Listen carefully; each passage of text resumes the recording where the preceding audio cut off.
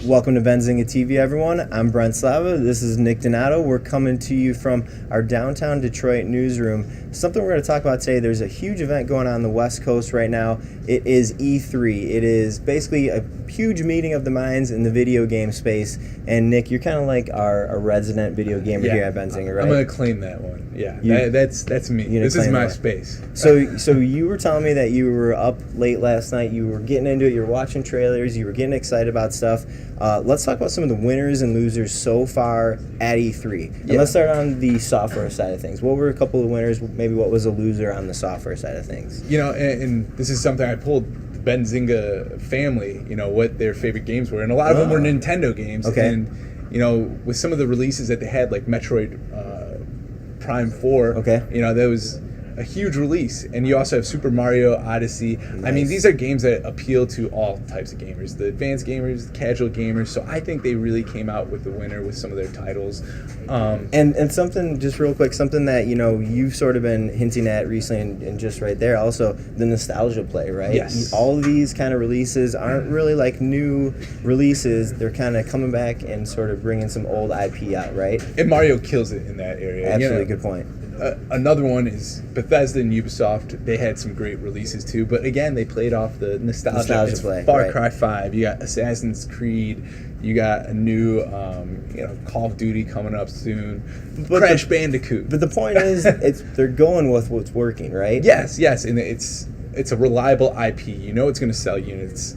People will buy it on that alone. So, was there any sort of like losers on the software side of thing? In terms of losers, I would say Microsoft was definitely one because it didn't have any cool IP that came out with it. You had Nintendo Switch last year come out with Breath of the Wild, and people went insane about that. Xbox, you couldn't say that for Xbox. There was nothing exclusive for Xbox as they announced the Xbox One X. So let's get into the hardware a little bit, right? So you got the Xbox One X. It comes out with a $499 price point, $100 more. It's not cheap. No, it's not cheap. It's $100 more than PS4.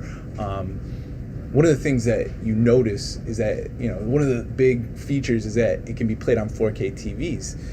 How many gamers do you know have 4K TVs right now? I don't. Not a lot, I can imagine. Right? Yeah, so it's something to refresh the product cycle or the console cycle right now. But in a couple years, this could pay off. But by then, you're already looking at PS4 rolling out something new. Maybe Nintendo comes out with a better Switch. So, I mean, the timing is suspect, I would say. And so there are publicly traded video game stocks. We got Activision Blizzard, we got EA, we got Take-Two. Are there any kind of implications on those stocks amid E3 sort of before or after? Not really. Okay. The thing to watch would be deadlines and, if anything gets delayed down the road. So you want to pay attention to what the deadlines are, when these games are supposed to come out, and if the studios announce any kind of, delays in production down the road. That's where you can see the opportunity, like Red Dead Redemption a couple weeks ago. Perfect example. Take-Two got hit on that, but then you were kind of saying it had a strong rebound, so it really was. It's like status quo for the industry for that to happen. It was a great buyback opportunity. Nick Donato, Brent Slava, talking about E3. If you like our videos, tune into Benzinga TV. It's on YouTube. Subscribe to the channel. And also, if you like some of the stuff that we're talking about, but have some other ideas on stuff you want us to talk about, leave a comment in the comment section. We'll get to those. Thanks for watching.